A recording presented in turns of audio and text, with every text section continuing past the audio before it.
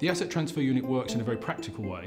It offers advice, support and expertise to groups who may already run very good quality services but may run them on a small scale. They may want to expand.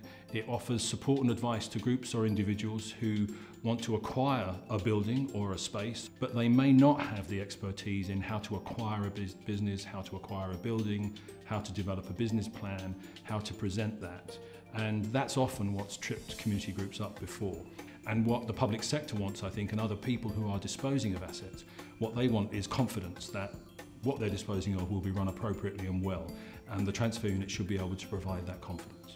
There's also a point at which the buildings can be a catalyst for a whole series of other events in communities and bring people together in a way in which they hadn't perhaps behaved before. And the building can mean that they and the building itself become much more interactive in their own communities. And so for rural communities, I think the opportunities are just as profound.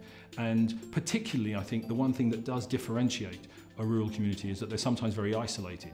So to have a building or a focal point, when we come back to that catalyst issue, that brings the community together and gives the community a purpose for coming together, that can be a really important thing for a community that is very much on its own. We have to get the public sector and those people who are sitting on huge assets to know that in transferring them, they are doing that with confidence, and those buildings will be run for a very long time very well in and by the community. The very act of acquiring the asset empowers communities and energises communities in a way that makes them much more dynamic and gives them the opportunity to fulfil potential.